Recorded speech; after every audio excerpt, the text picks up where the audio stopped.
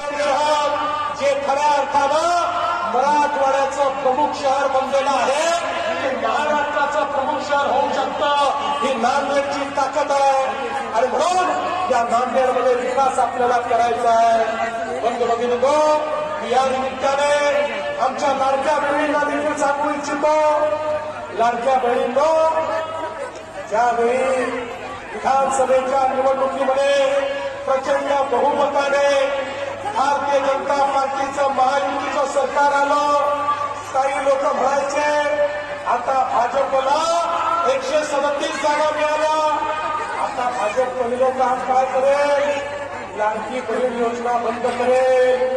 झाली का बंद?